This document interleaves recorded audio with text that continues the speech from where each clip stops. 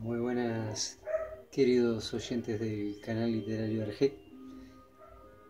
Vamos a hacer una lectura del libro Lógica Viva de Carlos Baferreira. Entre las cuestiones que los hombres discuten, las hay de palabras y las hay de hecho. Hay también muy a menudo cuestiones que, tales como son discutidas, son en parte de palabras, en parte de hechos, en proposiciones diferentes según los casos.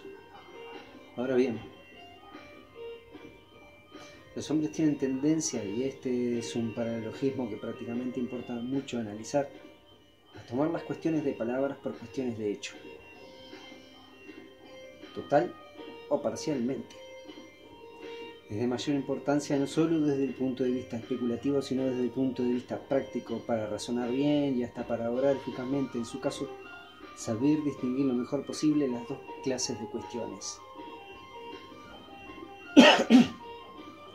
Ilustremos esto con algunos ejemplos. Hace algún tiempo, dos personas que habían sostenido una discusión me pidieron opinión sobre ella. La cuestión era la siguiente: si un grabador es o no un artista. Uno de los que discutían sostenía que el grabador no es un artista y decía: los verdaderos artistas son los literatos, los músicos, los pintores, los escultores. La función de grabador es demasiado subalterna, demasiado inferior. El grabador no es realmente un artista. Le respondía el otro: reconozco sin duda que el arte del grabador no es tan difícil ni tan elevado como la pintura o la música, pero es siempre un arte. Participa de los mismos caracteres de los otros, aunque, si se quiere, en menos grado. Por aquí seguía la discusión. William James, en una de sus obras, narra que él fue nombrado árbitro en una cuestión que, como la que veremos dentro de un momento, es de carácter analógico a este. Una ardilla gira alrededor del tronco de un árbol y una persona gira también alrededor del tronco con la misma velocidad angular que la ardilla y manteniéndose siempre del lado opuesto a ella. La cuestión era esta: si la persona que da las vueltas en estas condiciones rodea o no a la ardilla. Ahora bien, para analizar estas cuestiones y saber si son de hecho o de palabra, nosotros debemos hacer lo siguiente: preguntarnos si los que discuten admiten o no los mismos hechos. El que sostiene que el grabador es artista y el que sostiene que el grabador no es artista difieren sobre lo que hace el grabador. Indudablemente no. Los dos admiten lo mismo sobre cómo trabaja el grabador, sobre qué hace y cómo lo hace, totalmente lo mismo. Y ni siquiera discrepan, supongámoslo, sobre el mérito que hay en hacerlo. ¿En qué difieren? En saber si el que hace eso se debe o no llamar artista. Esto dependerá de la significación que se dé a la palabra artista en una cuestión de palabras, puramente de palabras. En el caso de la ardilla sucede lo mismo. Los dos admiten los mismos hechos, la misma como da vuelta la ardilla, la manera como gira el hombre, el sentido del movimiento, la velocidad angular, etc. Los dos admiten exactamente los mismos hechos, discuten sobre si eso se debe o no llamar rodear. Y la solución de la cuestión depende, como bien lo explica James para este ejemplo, del sentido que se dé a la palabra rodear.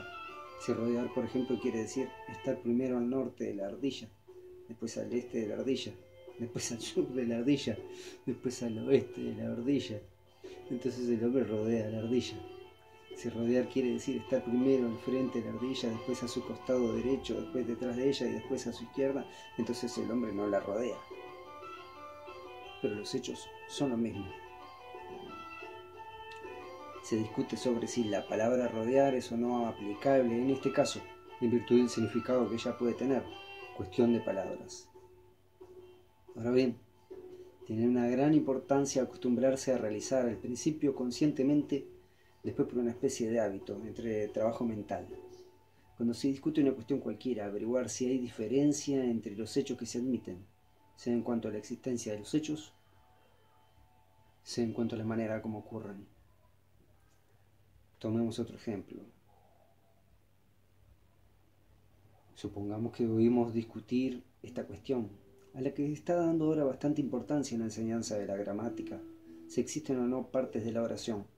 Según Bennett y sus discípulos, no hay propiamente partes de la oración, puesto que una misma palabra o un mismo símbolo verbal puede presentarse en oraciones diferentes, desempeñando un papel completamente distinto.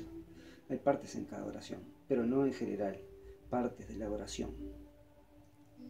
Según la doctrina corriente, hay partes de la oración, hay palabras que son verbos, sin perjuicio de que alguna vez puedan desempeñar la misión de sustantivos, de adjetivos u otra cualquiera. Hay palabras que son sustantivos sin perjuicio de que puedan desempeñar la misión de adjetivos o de intersecciones. Ahora bien, realicemos con respeto a esta cuestión el mismo trabajo. ¿Qué admiten unos y qué admiten otros en cuanto a los hechos? Los partidos admiten que cada palabra desempeña habitualmente una cierta función. Y los dos admiten también que en cierto caso puede desempeñar otras. Por consiguiente, hay acuerdo sobre los hechos. ¿En qué discrepan? En que según unos deben formularse estos hechos diciendo que hay partes de la oración y otros deben formularse diciendo que no hay partes de la oración. Una u otra de estas fórmulas verbales será más práctica o más conveniente, pero es evidente que la cuestión es puramente verbal.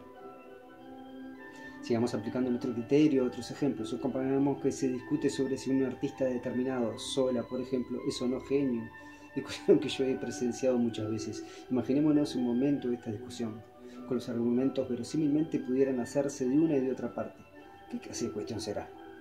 Por una parte es indudable que en la mayor parte de los casos, por lo menos, habrá discusión sobre hechos.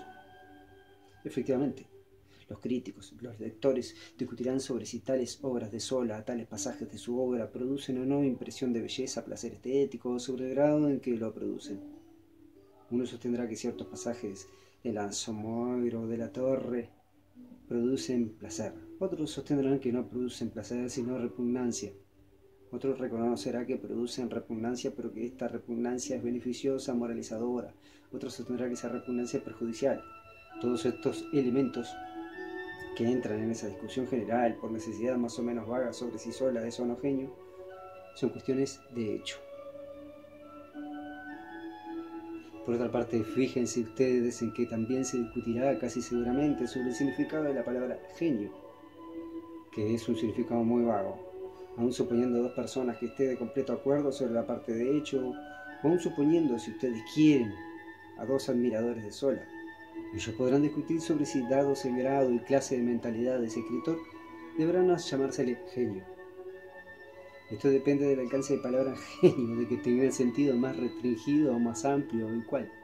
La discusión, pues, versaría probablemente en la práctica sobre una cuestión mixta, en parte de hecho y en parte de palabra, y no necesito expresarme en consideraciones que muestren a ustedes lo importante que será, para discutir bien este caso,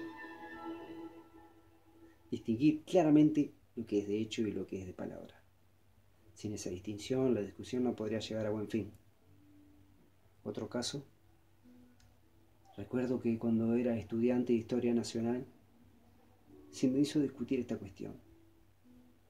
Si Artigas fue el fundador, el precursor de nuestra nacionalidad. ¿Qué clase de cuestión sería esta?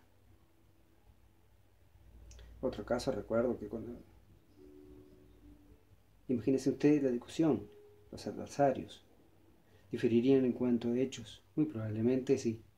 Alguno, por ejemplo, sostendrá que Artigas tenía el propósito consciente de hacer independiente en nuestro país y otro sostendrá que no lo tuvo jamás, o que lo tuvo permanente y muy intenso. Todas estas son cuestiones de hecho, pero además habrá también muy probablemente cuestiones de palabras. Efectivamente, supongamos que se ponen de acuerdo los interlocutores en admitir que Artigas tuvo el propósito deliberado y consciente de independizar la patria, para que no pudo realizar ese propósito. El que hace eso, al que se encuentra en esas condiciones, se le debe llamar fundador, se le debe llamar precursor. Esta es otra cuestión de palabras, que sin embargo se formulará del mismo modo y se englobará en la misma cuestión. de manera que los discuten sobre Artigas fue fundador o precursor. Por una parte discuten cuestiones de hechos, qué ideas tuvo Artigas, cuáles fueron sus propósitos, cuáles eran sus sentimientos. Y por otra parte discuten también mezclas, cuestiones de palabras, qué significado tienen o les conviene las palabras fundador y precursor. Si todo esto se discute conjuntamente, la discusión tiene muy pocas probabilidades de llegar a un fin razonable, sobre todo porque las cuestiones de palabras serán tomadas por cuestiones de hechos. Otro caso. Ustedes conocen el debate en psicología entre los partidarios de los fenómenos psicológicos inconscientes y los que niegan su existencia. ¿Qué clase de cuestión es esta? Indudablemente una parte del debate versaba sobre hechos. Podemos finalmente cerciorarnos de ello haciendo el trabajo que les he recomendado, que es como un criterio o ensayo al cual deben someterse todas las cuestiones antes de abordar su discusión. ¿Qué hechos admitían los representantes de una y otra parte?